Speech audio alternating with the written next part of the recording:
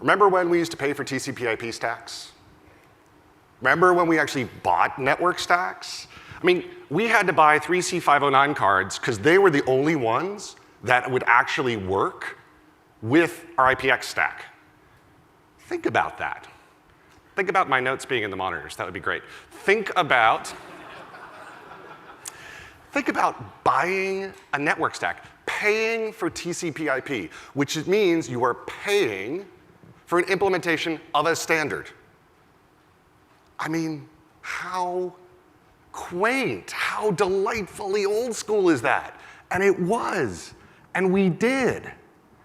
And now, nobody pays for TCP/IP. I mean, not directly, right? You expect it to be baked into your compute environment. It's just gonna be there. And when network stacks became free, networking jobs didn't go away, right? I'd posit we have more networking engineers now than we ever have. To be fair, their jobs changed and morphed and moved with technology, but there's more of them than ever.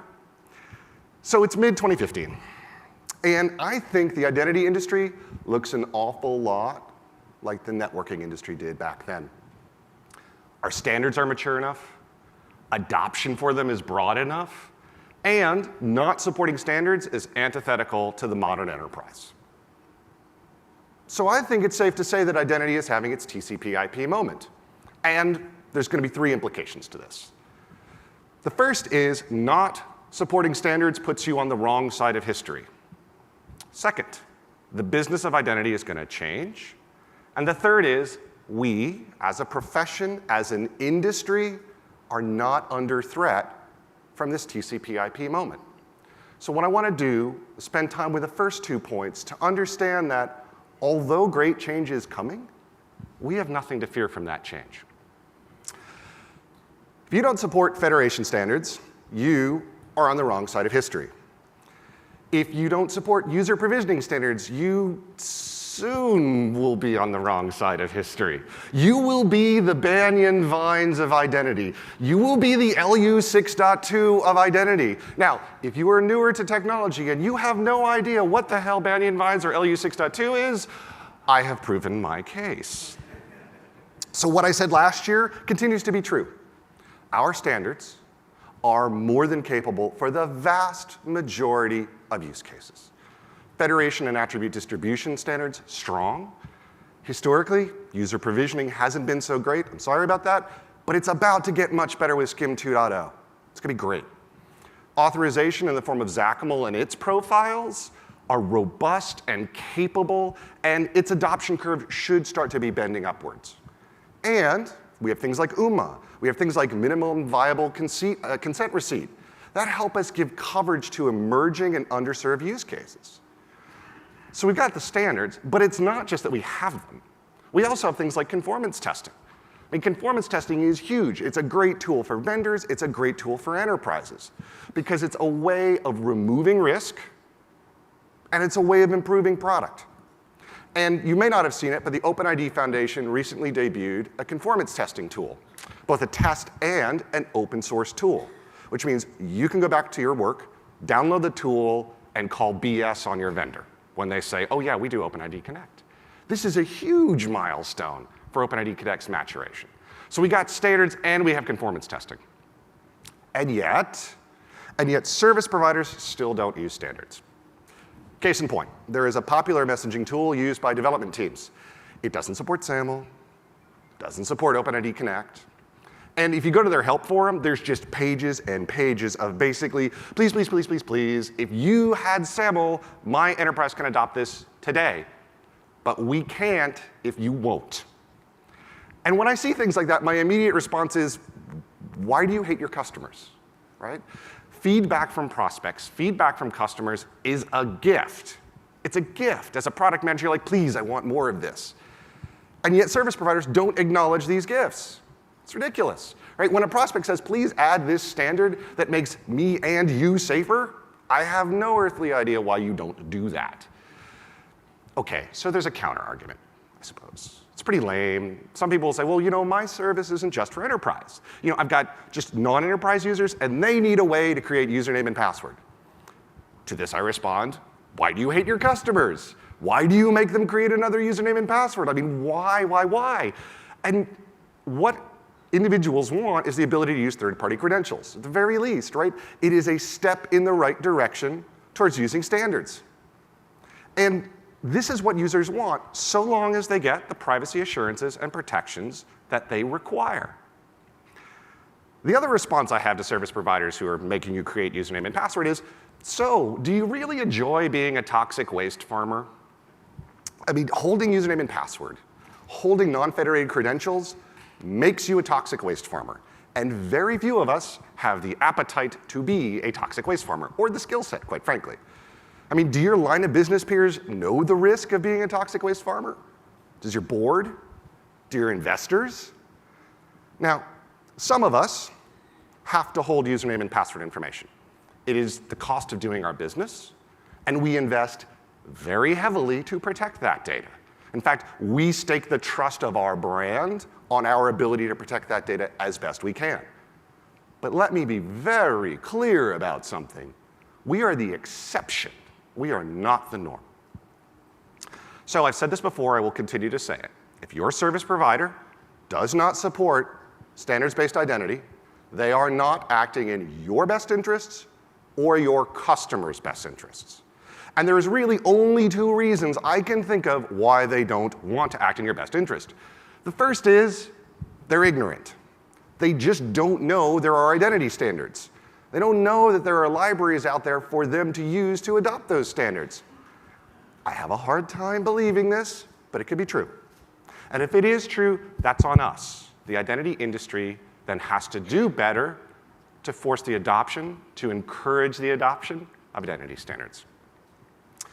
Now, the second thing is, service providers that don't act in your best interest may actually just be sociopaths, right? They may be what I'm calling SSaaS, sociopathic software as a service, and I don't think we want any part of them, because they're on the wrong side of history, because they're not supporting identity standards. The business model for identity is going to change as well, and it's going to change for every actor in the industry. Enterprises, individual consumers, technology providers, service professionals, even industry analysts. See, enterprises are going to expect identity standards to be built in. No one expects to install TCP/IP. No one should be expecting to install SAML or OAuth or what have you. And furthermore, enterprises expect products to reduce their risk. We know that standards reduce deployment risk and they reduce operational risk. So it's natural to expect the enterprise is going to want to see identity standards as a natural part of the services they deploy, they consume. From a technology supplier's side, let's focus first on identity technology suppliers. We're not, as an identity vendor, going to be able to charge for standards-based identity anymore. Because essentially what you would be doing is asking for your customer to pay to remove risk. That actually sounds like extortion. It's a nice IAM project you got here. It'd be a real shame if something happened to SSO. I mean, very unfortunate. Well, we got to stay in business, right? So where are we going to charge? If you can deliver amazing contextual-based authentication and recognition, that is awesome. You should be charging for that. If you can deliver amazing user experiences and raise identity assurance, you should be charging for that. That's where the value is in our industry. But what about other tech suppliers? You know, the people that make collaboration and content management and workforce automation. Their business model is going to be impacted by our TCP/IP moment. You see, we know that enterprises are going to expect standards-based endpoints, and our collective stomach for integration is gone. So charging for SAML and OpenID Connect, all these for-fee features, not anymore. And furthermore, individual consumers are going to demand things of tech suppliers as well. Now, they probably don't know that they're asking for standards-based identity. What they do know is, I don't want to create a new username and password. I want to use third-party credentials. So this is a major step forward in actually using identity standards. So how can these tech providers still make money on identity? There's a way. I think they can charge for extended support on bad practices. If your customer really wants to use username and password, a practice that we know is bad for them, it's bad for you, then you should make the customer pay for it. Yeah, pay to use username and password. Right? This is exactly like paying for extended support on technology and products that have passed their prime. You want Windows XP? Pay for extended support. You want username and password with no other factors? Pay for it. Maybe the extended support analogy doesn't work for you. Let's think about it this way, like a sin tax. Let's treat username and passwords like smoking. You want to light up another username and password? You can do it, but you have to pay the service provider's levied sin tax. Now, that revenue goes to mitigate the risk to you and to them. So sit back, enjoy a cool, mentholated username and password. But be prepared to pay a premium for it. What about service providers, right? So if the business of identity is changing, what about our service professionals? The low-value plumbing, the connectivity part of their business continues to lose value, right? It is of less value. And we know that standards-based connectivity removes the heavy lift from integration, removes risk from deployments. Professional services companies know this, right? Our TCP/IP moment isn't a threat to their business because they want to get into higher value advisory business, business process integration. So really, our TCP/IP moment is really just further encouragement to do so. This brings us to the last actor in our industry, identity analysts. And our TCP/IP moment is going to have two impacts on them. First, they're going to need new ways of measuring identity company success other than just revenue. I'm reminded of when Lori back in the Burton days said, if Sun can get bought and their product shut down, and HP can exit the market, it can happen to anyone. Sun and HP are proof points that revenue and viability are not closely correlated.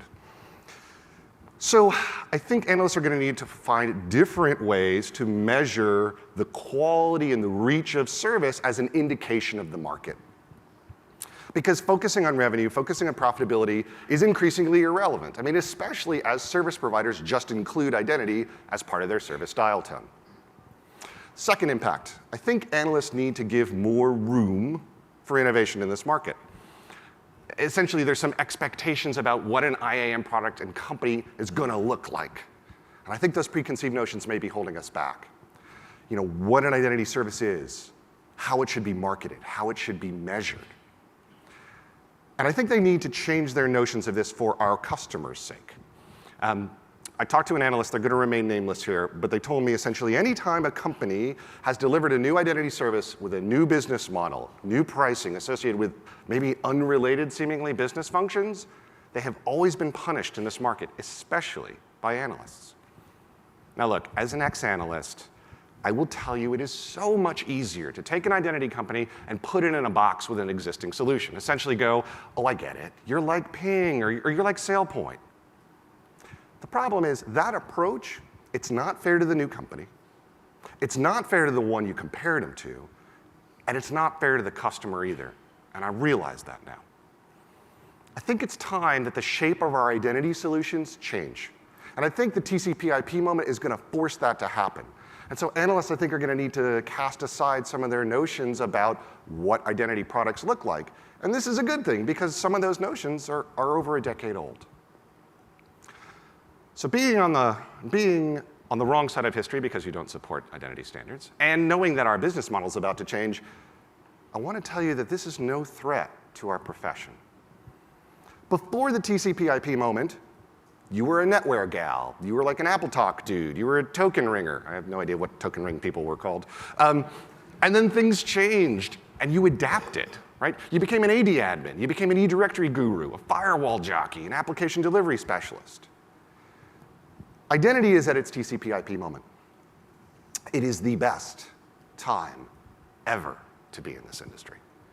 And we must and we will show the business that after we have identity standards in place, new opportunities begin to appear, and existing business processes can be done more efficiently. Once we mitigate risk through the use of identity standards, we are free to be creative. We can take our knowledge and we can show the business two things. Every transaction is an identity transaction. Every business interaction is a relationship. Identity is the key to growth in our organizations.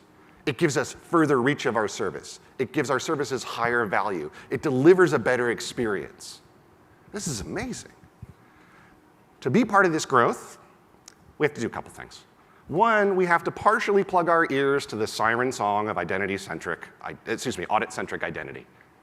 The second thing is, we have to stop thinking that our identity processes are each unique, special snowflakes. What we need to do is focus on working with our peers in support of our ultimate customer. Now, whether we call this external identity, or customer identity, or consumer identity, doesn't matter, because it's just going to eventually be called identity. And this is our future. Customer identity is our future. To be a crucial part of a customer identity team is going to require us to learn some new languages, work with new peers, and frankly, be a little uncomfortable from time to time. Because we as an industry, we don't have a roadmap for customer identity. We don't have a reference architecture for this stuff. We're still figuring out where to go, scouting the territory, finding our way. But I tell you, we as identity professionals are the best qualified to serve as guides for our businesses. We've learned that standards remove risk. They make business processes more efficient. We've learned an awful lot about user experience through misadventures with username and password. We've tested out conclusions with two-factor auth, with adaptive auth. And along the way, we've become data custodians. And we recognize the importance of the data that we manage, that we hold, and the importance of our custodial nature of being an IAM pro. We're the keepers of identity, right? Employee and partner, customer, citizen. In that respect, we are the keys to growth in our organizations. So if you're tracking with me that we're going through this TCP/IP moment, what happens the moment after it? I think there's three things. The first is that standards-based identity services are freely available for everyone, in every industry, on every tech stack, and in every cloud. Emitting and consuming standards-based identity should be as natural as possible. Removing unnecessary risks from our projects really becomes the side effect. It removes unneeded distraction of establishing connectivity, along which awesomeness should be flowing. Second thing, service providers will first provide identity standards-based endpoints, then the ability to use third-party credentials, and then username and unphishable tokens. And then, well, in that order, and then, and only then, will they offer username and password for a fee. If you want the equivalent of LU 6.2, get out your wallet. If you want to be the Banyan Vines of identity, expect to pay for premium support.